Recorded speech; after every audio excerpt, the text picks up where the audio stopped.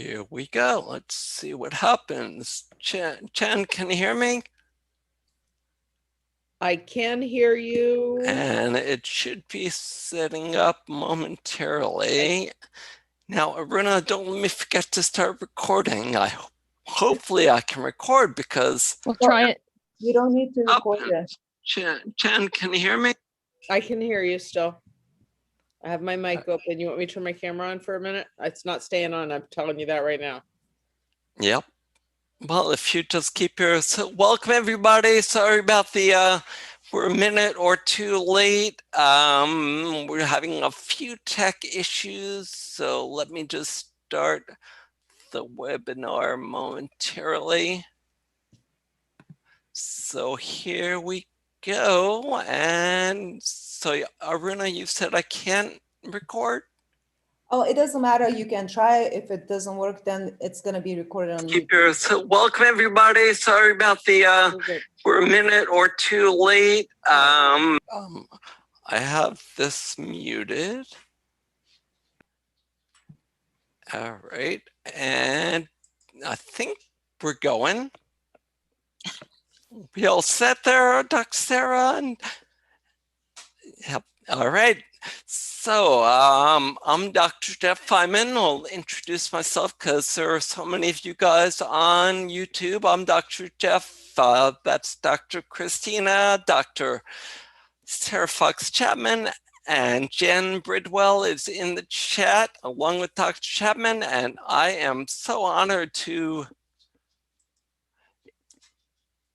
pre-introduce Dr. Judy Corman, who's going to be here to help us sort out what to do if your pet has, anxiety, by putting it all in context of the bigger picture. So Dr. Christina, do you want to just say a few words about Dr. Corman?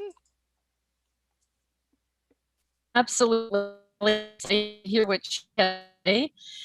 She graduated from the University of Pennsylvania Veterinary School in 1987 and then from Wharton Business School, and worked for 12 years as managing director of the Wilkerson Group, and then moved to wonderful North Carolina near Asheville and opened a mobile veterinary practice. And then in 2015, she began working with the Assisi company, and she's the one who developed the Calmer Canine, which helps treat anxiety. And she loves doing agility with her Sheltie and Coolies. So I don't know if you have pictures to share of them, but that'd be lovely. No, I didn't think of that, but maybe next time. Wonderful. Well, take it away, Dr. Judy. Well, thank you so much for that great introduction. And hi, everybody. It's evening here in North Carolina, so I hope that you're all enjoying your evening and ready to listen.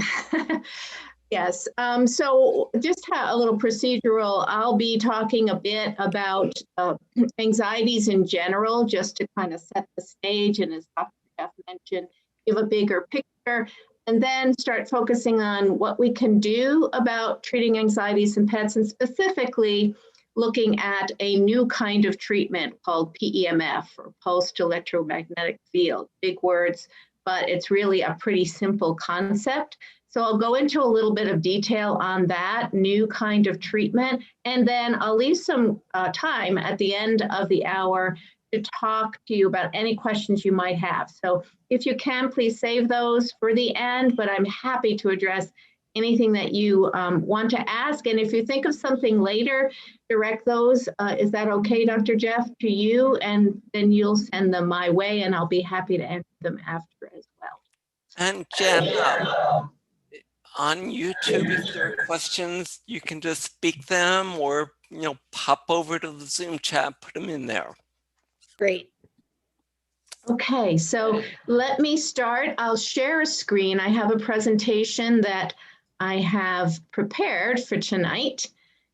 And can you all see that okay? It's perfect, yes. Oh, it is. Okay, great. And I'll stop my sharing of my video just so we can focus. Okay, so as I said, we'd like to talk about anxiety. That's today's topic. Not sure why. There we go. And I want to talk to you a little bit about the different kinds of anxiety, because just like people, dogs do suffer from several different types of anxiety. So I'll give a little background on those, defining what they are and understanding what kind of signs to look for in your dogs with anxiety. And then just briefly kind of review what are some of the traditional approaches to helping dogs with anxiety. And then, as I said, go into a little bit further detail about our treatment, our new treatment for dogs with anxiety. So dogs that we have in today's world, you know, they face a lot of stress, fear, and anxiety. About 1 in 3 dogs is known to have some form of anxiety, which is just an amazingly high statistic. When I researched this area, and I've been researching this for the past 3 to 4 years now intensively, I was really shocked at knowing that. But the numbers keep climbing for a variety of reasons, and these types of anxieties can really get to a point where it's excessive and it's a condition that will hurt the dog longer term, because there are other health issues that are associated with anxiety, and we'll go into a little bit of detail on that too. But how do you tell if a dog is anxious? Well, here's what I think is a great visual of an anxious, fearful dog. Dogs have a variety of ways of showing anxiety. Most of them are through their body language. And I think we have all, if we don't have a dog with anxiety, we've at least seen this kind of a picture in a dog that we know. You see that the dog might be trembling, might be cowering. The tucked tail is a clear sign that the dog is nervous or anxious. The ears are flat against the head, and the dog tends to avoid, if it's a social situation, avoids eye contact. And there's panting and licking. And it seems to me, a quick way of looking at it is that this dog really wants to kind of just be absorbed by the earth. It does not want to be in a situation that it's in. So these are some of the signs that you can look for in your dog and other dogs that will indicate that the dog is anxious or nervous or stressed. And one of the first anxieties I wanted to talk about is certainly a very common, it's travel anxiety. Now, travel anxiety is when a dog is agitated, distressed, anxious when it is traveling either in a car, a plane, or some vehicle. And I'm sorry? Okay. That was just sorry. What are you? Nope, it was just somebody. Yeah. So how do you, what are the signs you can look for? Well, as I said, most of these anxious situations and anxieties do have very common signs one to another. So in many situations, no matter what the source of anxiety, the dog might experience trembling, panting, licking its lips, etc., as we saw in that picture. But specifically to travel anxiety, you might see the dog resisting getting into that vehicle. There's a picture of a dog, if a dog is on the leash, having to encourage the dog with the leash to get into the car. A dog backing away from a car is a dog that's saying, I just don't want to get in that car. And it may be a sign of anxiety, of travel anxiety in the dog. We also see that sometimes these dogs will vomit in the car, and that's could be related to car sickness, but it could also be that their GI system is really reacting negatively to the stress involved with the traveling. And trying to escape is certainly a sign of travel anxiety. And really what causes this is, it can be a number of things. In the past, the dog might have had some motion sickness that it experienced, which is an uncomfortable feeling. And if it experienced it several times during car trips, they might make a negative association with getting into the car and or connecting that car ride with going somewhere unpleasant, like to the veterinarian or to the dog groomer, where it might have gotten fearful about some procedure that was done. And stress, certainly when riding in the car with sights and sounds that are new and traffic and loud sirens, for example, that can often cause a dog to be anxious and fearful. as will the motion, the unstable motion in a car. So sometimes knowing the cause of the anxiety, the root cause, can help us to help that dog get over the anxious situation and the travel anxiety. So it might be worthwhile, if your dog is travel anxious, to look back in the history and think about what might have caused that anxiety. Is there something you can identify? Oftentimes we can't, but if we can, it might help us treat the dog. Noise anxiety is also a really big anxiety with our dogs. So some estimates are that 50% of dogs have some level of noise anxiety.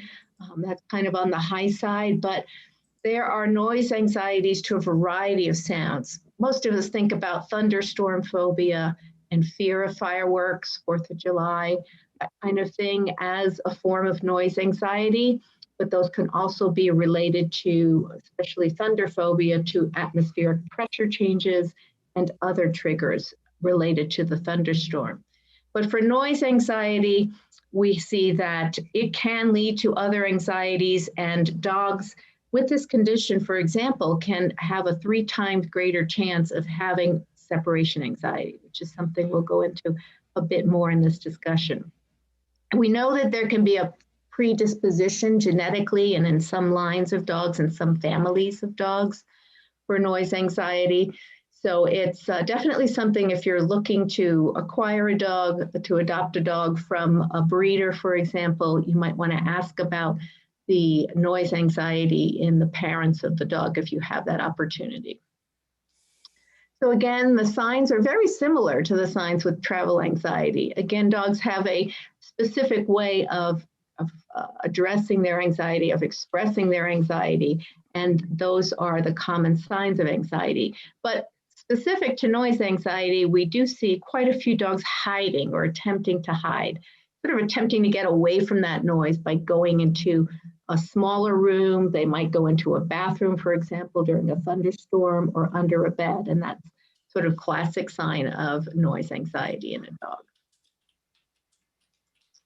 Social anxiety is another form of anxiety too that is very common, and this can be an anxiety produced by new people in the dog's life, by strangers that are approaching or coming into the home, or it could be different animals, cats or other dogs, for example.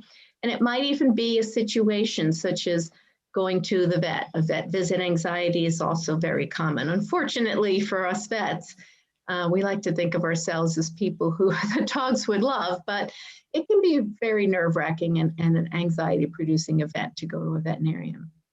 And the signs, again, are similar to the other anxieties, but with this one in particular, we can see some aggression directed at the people or animals that is related to the anxiety. So in this situation, we might have a mixture of an anxiety and somewhat aggressive dog who's reacting to that anxiety, producing stimulus or person or animal by becoming aggressive. And that's a little bit different from some of the other anxieties we talked about. And the last anxiety I wanted to cover today is separation anxiety. So this is a very important type of anxiety, particularly now, because now we're all trying to get back to our lives, right? We're post-COVID with the vaccines. Certainly it's still a thing in our society, and we have a variety of ways of dealing with it. However, we are all trying, I think, to resume somewhat of a normal post-COVID experience in life. And what that means for the dogs in our lives is that many of them have seen us much more often at home than they were used to before. Or maybe we adopted a dog, brought a new dog into the house while we were home. And the problem is when we go back to not being home as much, whether it's going back to work or just going out more often, our dogs are not used to that. And that can lead to them experiencing some separation anxiety, even if they weren't anxious before. So it is a very important type of anxiety, I think, to be focusing on in this day and age. And just to define it a bit, a separation anxious dog is one that goes into a panic state, goes into a high anxiety state when they can't be with their owners. So when they're left home alone. And it might even occur with the, well, I call it an attachment figure, but the person the dog is closest to. When that person leaves, there might be the whole family that's left behind in the house, but the dog is very anxious because its special person has left the house. So we've seen many cases of that. It's actually quite common. 1 in 7 dogs has separation anxiety, which means about 13 million dogs out there with this problem. And what we found is that historically, there were no long-lasting treatments other than behavior modification, which I'll explain in a minute. So the medications and the other therapies that are being used to help dogs with separation anxiety have to be experienced by the dog continuously in order to have their effect. We have reached a point where there's about 10 to 20% of separation anxious dogs that are on medications. But a lot of the time, owners don't really want to medicate their dogs for this problem because they're concerned about the side effects of medication and needing to give it on a daily basis. So what we've seen is that separation anxiety is really a huge problem for some families and very devastating to, or can be very devastating to the life of the dog, but also to its family members who are concerned about the dog's safety. And Assisi Animal Health has collected a huge database of data and answers to questions in a survey of dogs with separation anxiety.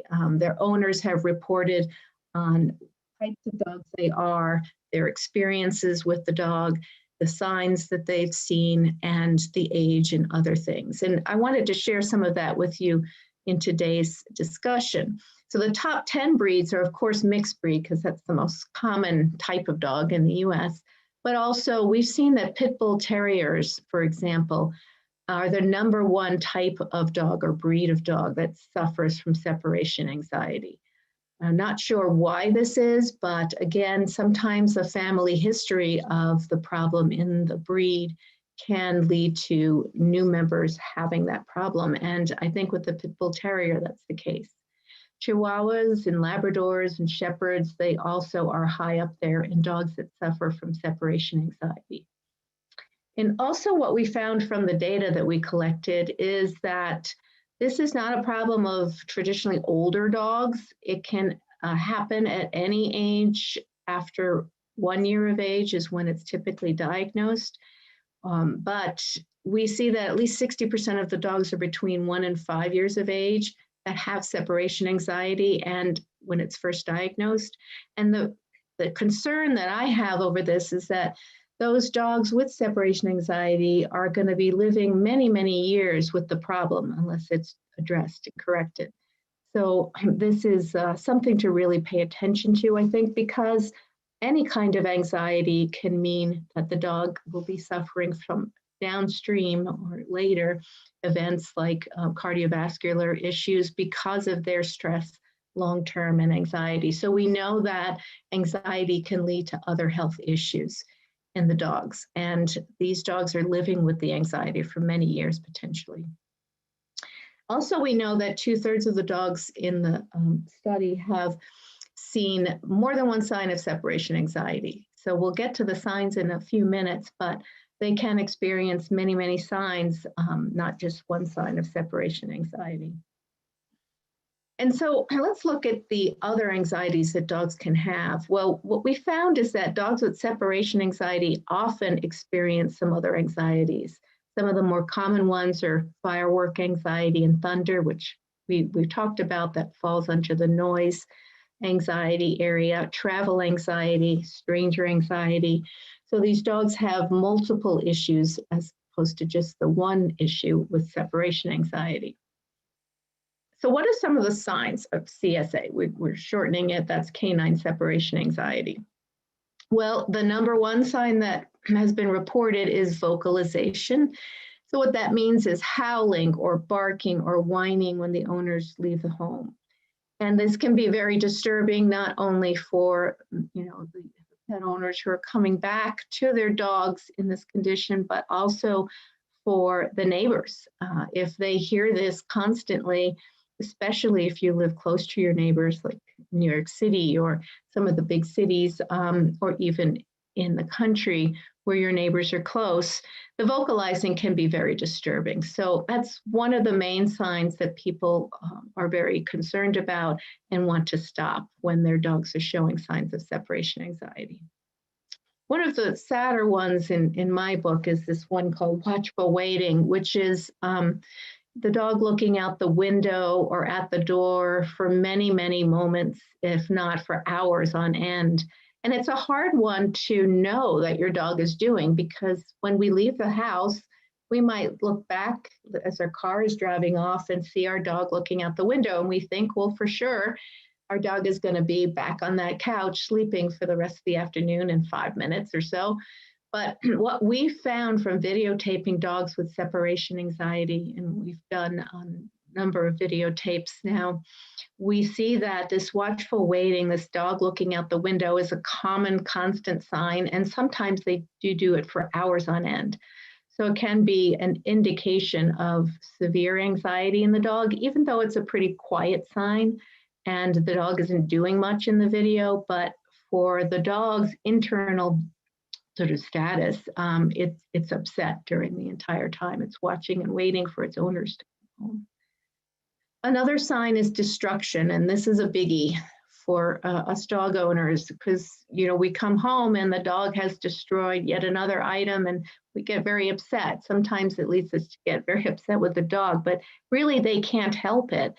They are anxious because they are suffering from a condition, and not because they are just wanting to destroy the household items. And darn it, it's usually the most expensive rug or that best table that we purchase that we fall in love with that they target for their destructive behavior.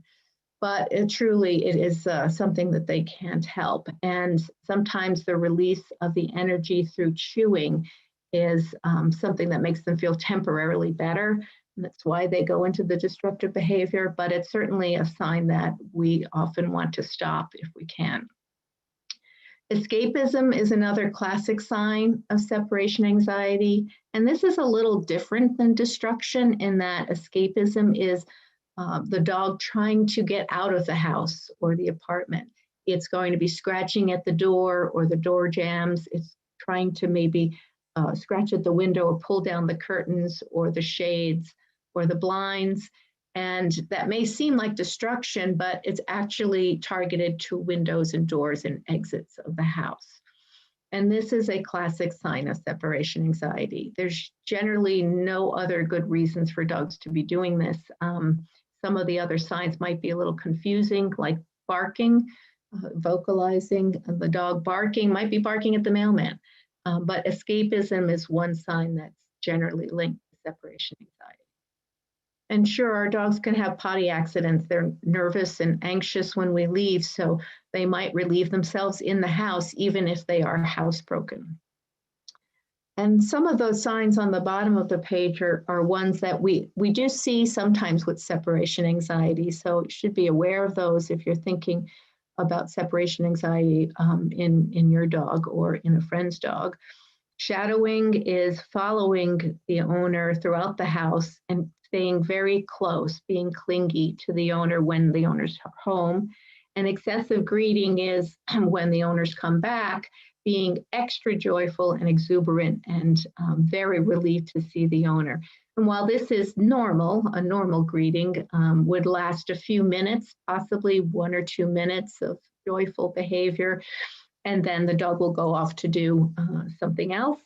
In excessive greeting, this can last for many, many minutes, 10, 15 minutes if the owners don't calm the dog and stop the behavior. So that's a particular sign of separation anxiety, or it can be. And pacing back and forth, we can see too. We've seen many dogs on the videotapes doing this behavior. When they're anxious, they tend to want to relieve that anxiety to some extent by walking, and you'll see them going back and forth throughout different rooms of the house looking for their owner. Panting and self-harm can also be signs of separation anxiety. But, you know, there are some things that are not a sign. So it is something that we have to think hard about, whether our dogs are suffering from separation anxiety or not.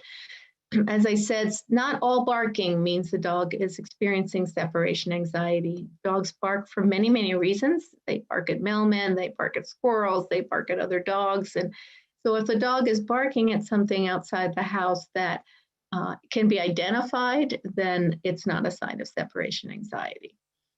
Also, our dogs do sometimes are not fully trained, I should say. And so an untrained dog may have potty accidents in the house when the owner isn't home, but you can also have that dog having an accident when you are at home. So a dog that has accidents frequently, whether or not you're home, may not have a sign of separation anxiety if it's having accidents when you leave. It's really just those dogs that have the accidents only when you're outside of the house that we begin to think, well, maybe that is a sign of separation anxiety. And destroying the garbage cans or food items on the countertop, or I call it countertop surfing, that's also generally not a sign of separation anxiety, even though we might see it as destructive behavior. It's actually one where it's linked to food. So it's more often related to more of a hunting drive in the dog.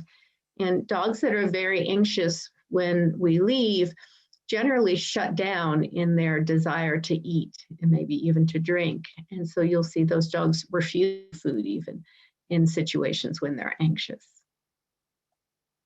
So how do you know if you or a friend or family member might have a dog with separation anxiety? How can you tell?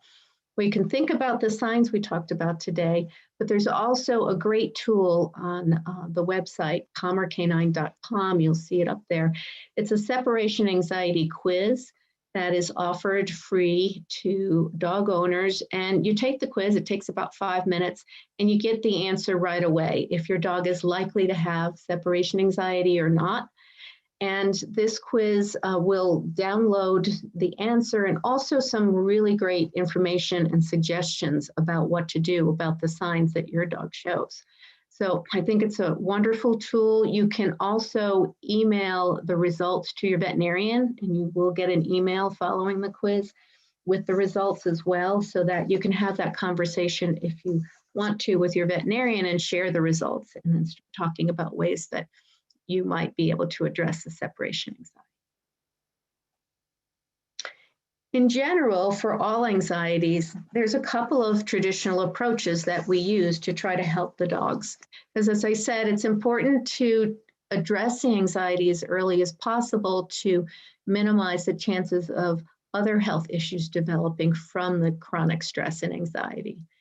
So yeah, we as veterinarians certainly, we look to medications, but we also realize that they can be helpful to addressing the anxiety in the short term, may also be helpful in the long term.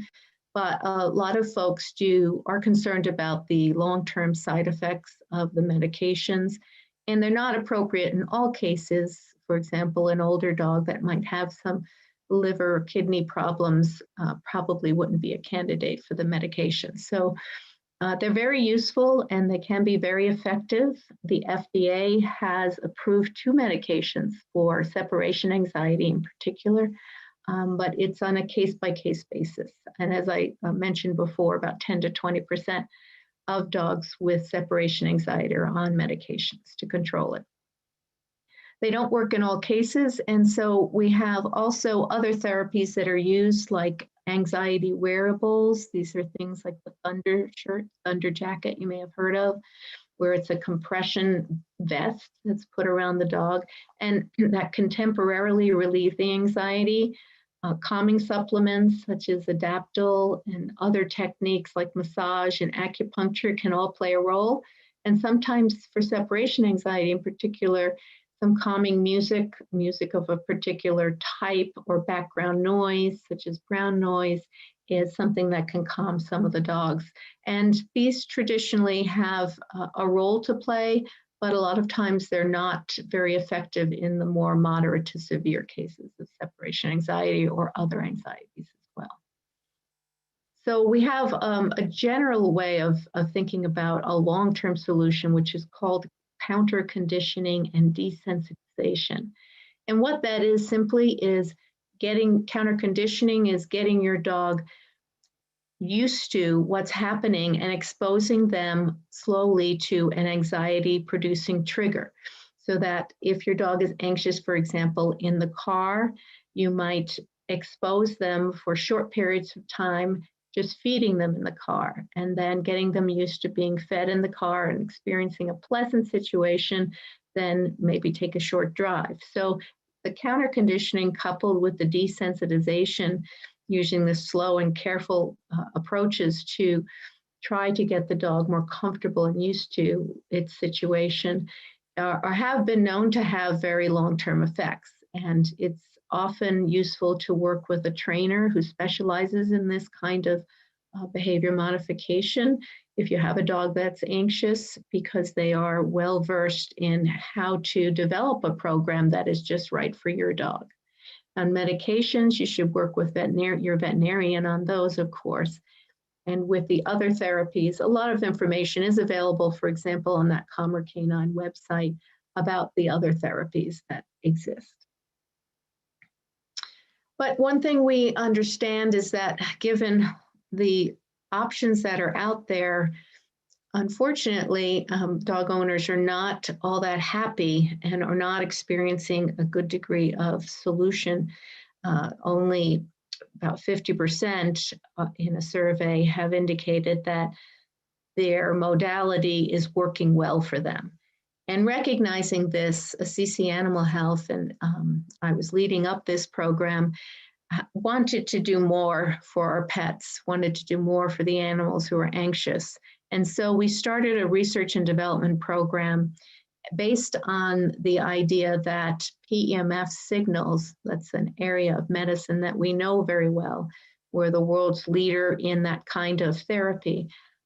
We realized that they might have a role in treating anxiety. And our first inclination of this, our first ideas came from some studies and some research done at Harvard University on people, actually, on people with depression and anxiety. And they were using some similar type of modalities as PEMF. And reading that research, we understood that this might actually help animals if we can figure out the right signal that would, the right waveform that would help the dogs with anxiety. And so we set out to do that, working with a team of neurobiologists and engineers. And we developed this product called Calmer Canine. But just taking a step back, because I realize not many of you may be familiar with what PEMF therapy is all about. It's not new, actually. The first PEMF devices, and again, that stands for pulsed electromagnetic field therapy, the first ones were FDA cleared for bone stimulation, bone growth. And this was way back in the 1970s. These were really big devices that were used in the doctor's office. And what they did is they helped fractures or bones grow back together when they were in situations where they weren't growing back normally. And so from those first bone growth stimulators, the field evolved and developed as they do.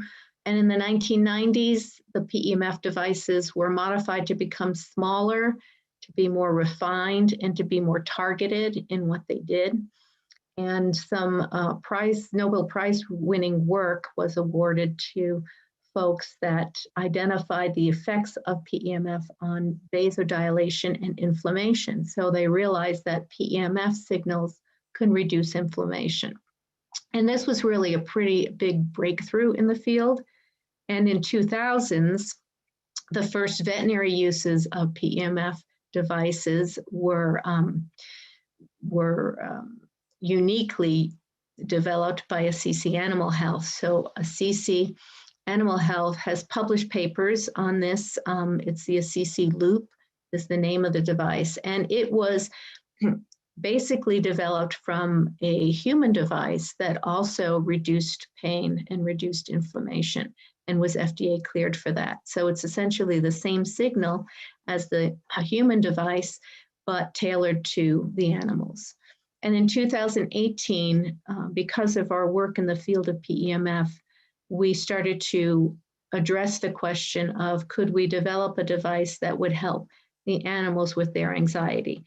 And we launched the Calmer Canine in October of 2019.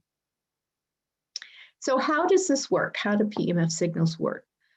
Well, essentially what they do is they use a physical energy, an electromagnetic energy, instead of a chemical molecule, which you might consider to be in a medication or a drug. And both of those, the medications and the electromagnetic energy, can have biological effects, can affect the body and the cells. And these PEMF signals do just that.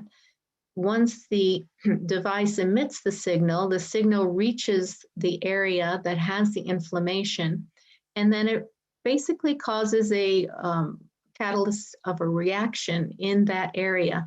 It causes the cells to produce less of the, what I call bad cytokines or bad inflammatory molecules, and it causes them to produce more of the anti-inflammatory molecules, the things that fight inflammation. And in this way, it basically rebalances the brain and the biochemistry in the brain, and that over time has the effect of reducing all the inflammation in that brain and the anxious brain and all of that overdrive of the anxious brain. And that balancing effect brings the brain back to a more homeostatic state. So how is Calmer Canine used? Okay, so here's a picture of the device on the right and the left. On the left, you see a Shih Tzu with the owner holding the device over its head. So it can be handheld, or it can be attached to a vest that you can purchase with it so that you can observe the dog but don't have to hold the device over the dog's head. And basically the protocol is you use it 2 times a day for 15 minutes each session. You turn the device on by just clicking the switch and it turns itself off. So you don't have to monitor, you know, is it 15 minutes, is it 16 minutes? It will turn itself off at the right time.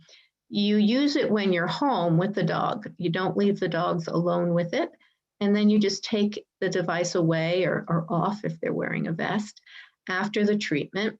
And it's used for 4 to 6 weeks. That's considered one course of treatment.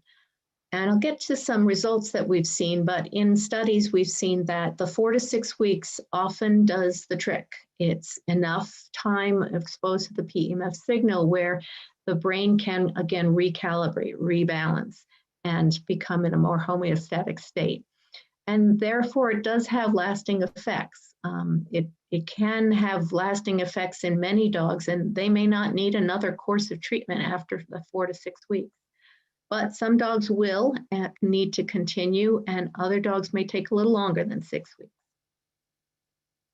I should say that the battery, which is in this battery case, is a battery that can be popped out when it's done. Usually it takes about 6 weeks, and then the battery is completely dead. And a new battery, which is easily available at any drugstore or pharmacy or online, can be purchased and popped right back in. So it has a battery that's replaceable, and so you can continue to use it easily for much longer than the 6 weeks if needed.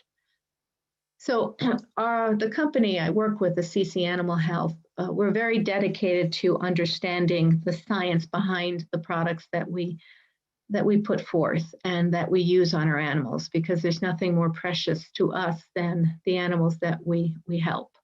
And in doing so, we also looked at this device and its effect on treating dogs with separation anxiety. So I ran this study. It was a pilot study, just to see if the signal that we had invented, the PEMF signal, which is different from the one that we treat inflammation in the rest of the body, if that unique signal could have an effect at reducing anxiety in dogs with separation anxiety. And we found that it was very effective. In fact, After a month of treatment, all the dogs in the study did show signs that their anxiety had either resolved completely or was greatly diminished. And more than half of them improved pretty quickly in only a week's time. 2/3 of them had stayed improved. So what we did is we looked at the dogs, we stopped the treatment and looked at them 2 weeks later to see if there was any reduction in the value of the treatment and the benefits that they got.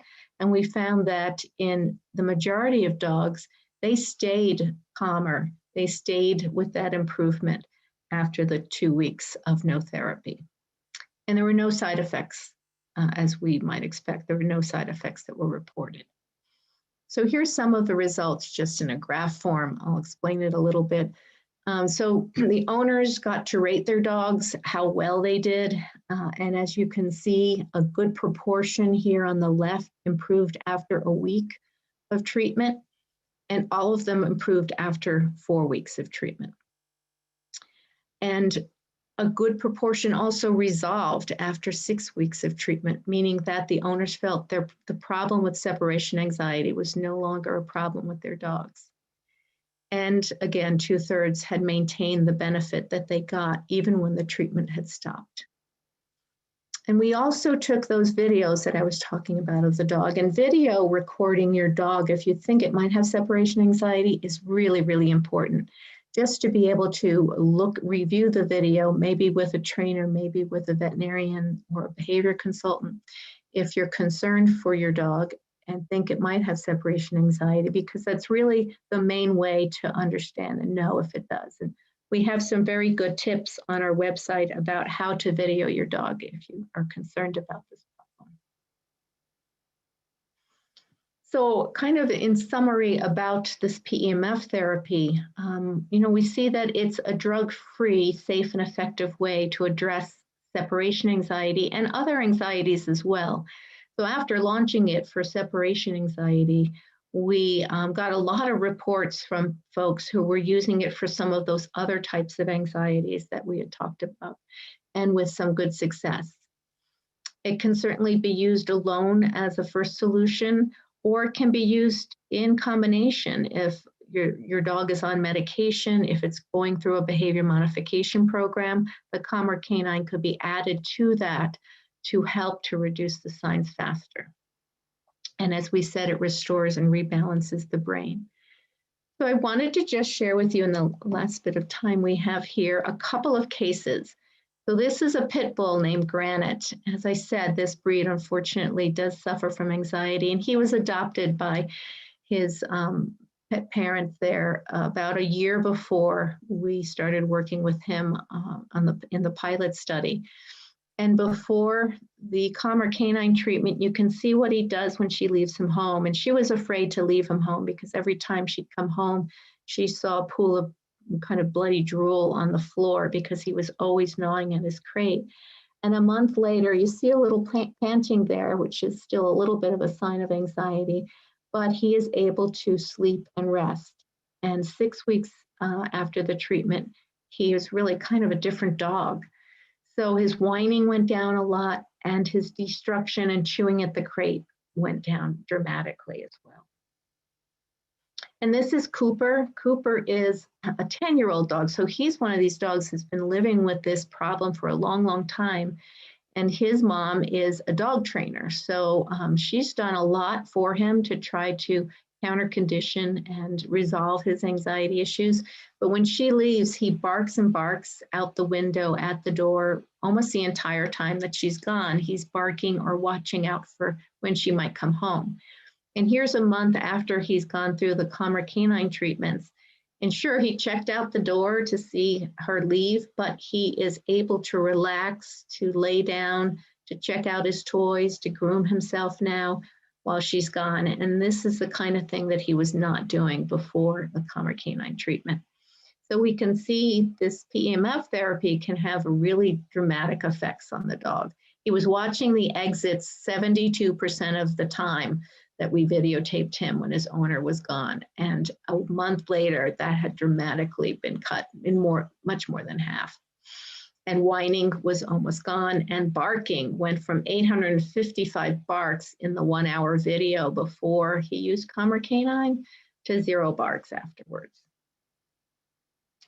I'll skip Elliot for now. I just wanted to share with you. So this is Reba. Reba was another pit bull who was in foster care, but she couldn't be continuing in foster care because she would try to escape the house.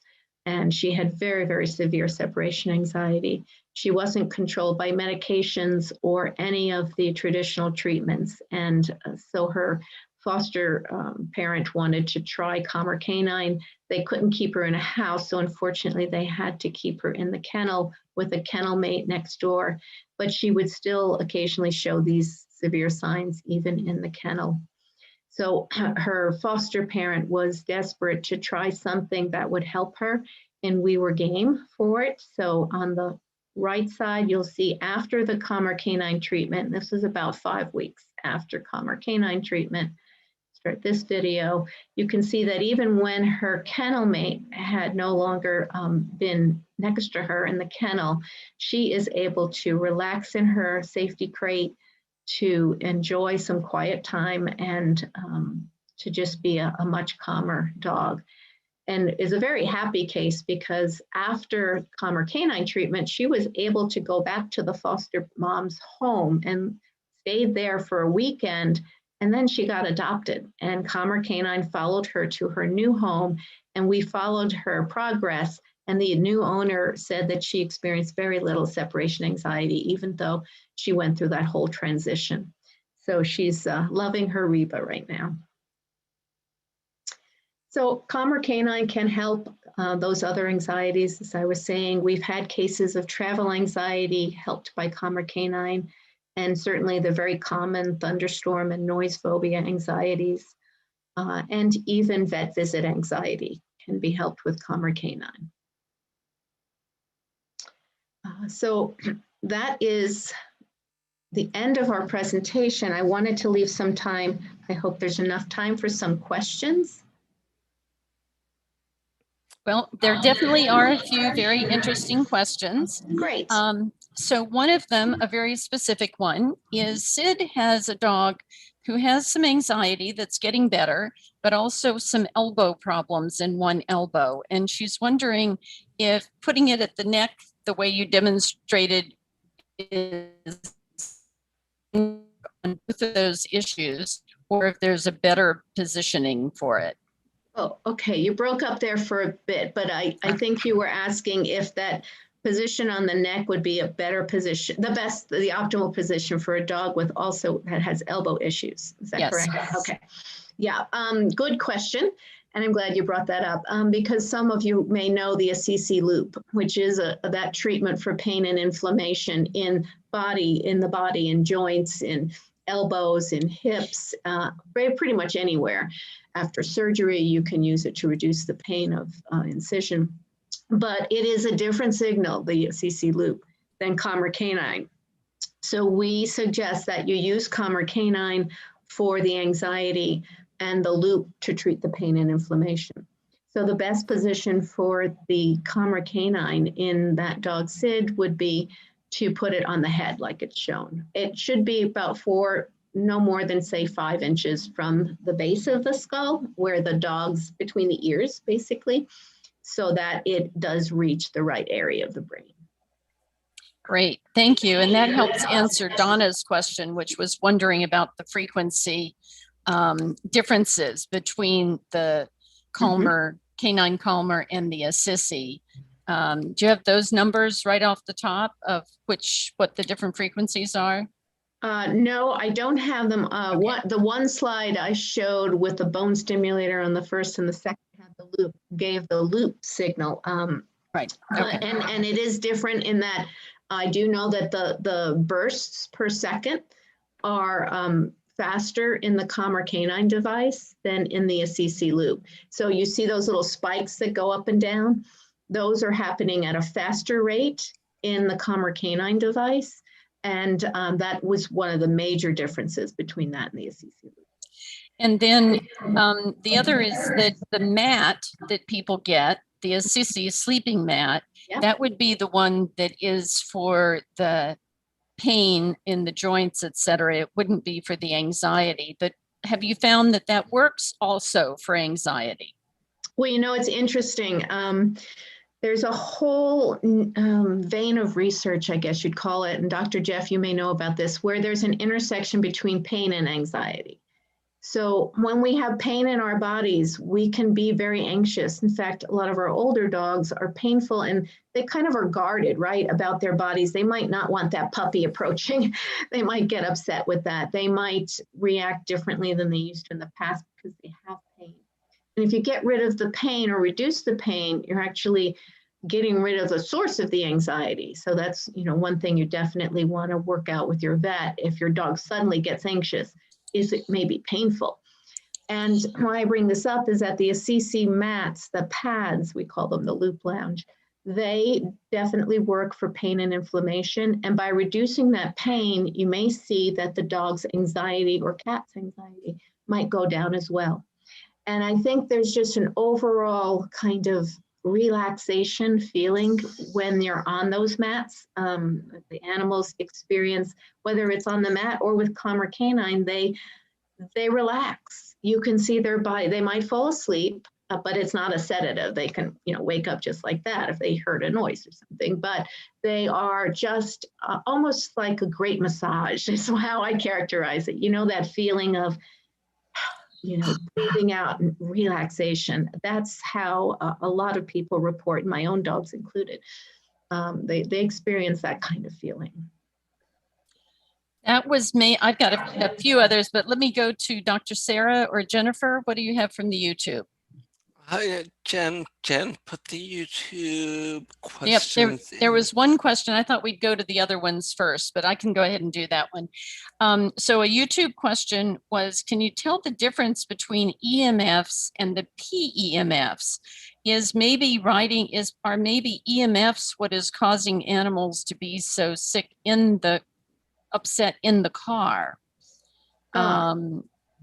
I don't know about the EMFs in the car, but what makes PEMF kind of unique amongst, I guess, all energy fields is that it is pulsed. So if you were to put a stagnant magnet on, you know, a body part, you might get some effect for some time, but because it's not pulsed, the body's going to recognize that essentially as just noise over time and won't react the same way. It's the pulsed electromagnetic fields that cause that biological effect in the cells. And we've researched this a lot, and our predecessors in human medicine have researched just what effects those have in the cells. And it goes back to that nitric oxide that I explained on the one chart, showing an elevation in nitric oxide, which is causing these other good things to happen, including actually the release of endorphins, which is maybe another reason why we might feel good during this kind of therapy, is that the endorphins are getting released, and that's making us feel good. Great, thank you so much. You're welcome. Another question was about whether there's research with cats with this. Yes, it's starting. We do have some anecdotal evidence from veterinarians who are using it on some cat cases. One in particular that comes to mind, Dr. Sally Foote. She's a behavior veterinarian. The veterinarians on the call might know her. She works almost exclusively now with behavior cases. She successfully used Calmer Canine in a case where the family was sort of being torn apart with two cats that got into a cycle of, they were sister and brother cats, of aggression and anxiety. So something had happened in the household to cause one cat to sort of act out on the other cat, and that created a whole cycle of aggression and anxiety. And she developed a whole behavior modification program, but it hit sort of a plateau and it wasn't going anywhere. And so she wanted to try Calmer Canine on these cats. So she had the owners use them on both cats, and there was significant improvement, and they were able to coexist in a much happier state after that. Thank you. Dr. Sarah, more? Any others? Jennifer?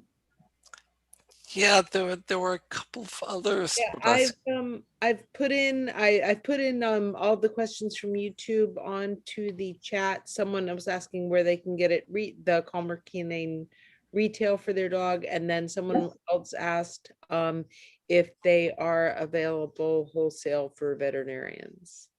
Yes to both. They are available to veterinarians, and the veterinarians should contact SCC Animal Health for that.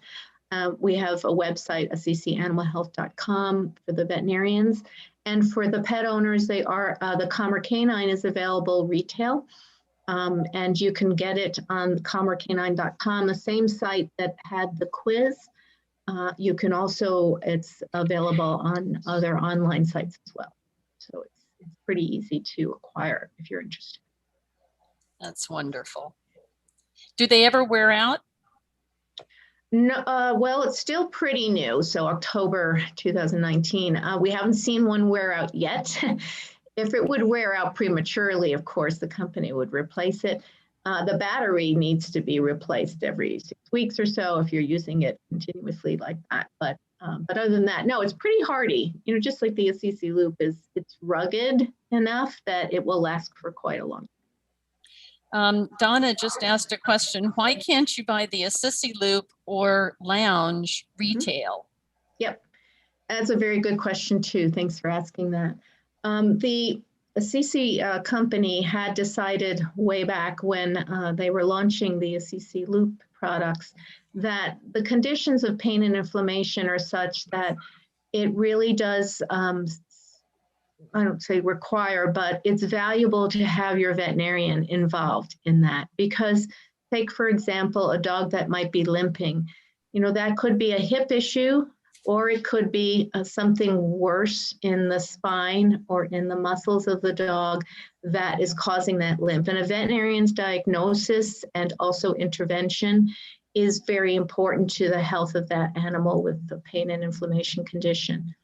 But now if we're talking about anxiety, you know, who knows your dog is anxious? Of course, the owners know it better than the vets. And the way we vets learn about it is you tell us, my dog is experiencing this sign or that sign, and we can help as veterinarians, but the owners are the ones to recognize the problem first. So we felt that with Calmer Canine, it's very safe, and it would be important to get more dogs available for the treatment if the owners were able to access it, because we know that not all owners ask their vet about the dog's anxiety. In fact, very few owners seem to be bringing up that problem to their veterinarian.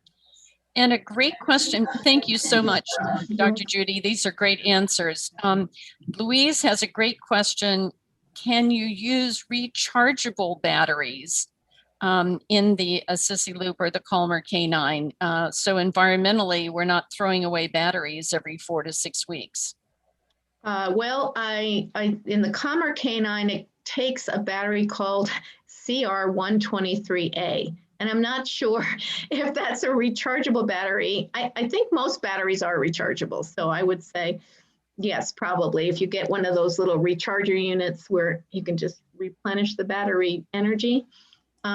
So that would be fine for Calmer Canine. For the Assisi loop itself, no, those batteries are not replaceable. But the loop lounges, those pads, they do have a rechargeable battery, and you can recharge that battery for up to 6,000 treatments. And usually one battery charge takes 25 to 30 treatments. So that one will last a long, long time. Well, definitely something for the company to work on is to look at the environmental impact on that, on all the battery stuff. So we're out of time, and I think we've answered most, if not all, of the questions. And I really thank you so much, Dr. Judy, for all this information, and especially with those severe numbers of 1 in 7 dogs. Wow. Yes. You know, it's wonderful to have a tool that we can use in addition to other holistic modalities. So that's wonderful. Thank you so much. Dr. Jeff? Okay, thank you for joining you. us, and thank you all for being here with us. And we'll see you next week for Q&A. And Dr. Judy, thanks again for everything. You're welcome, and thank you for having me. Take care. Bye-bye. Thanks.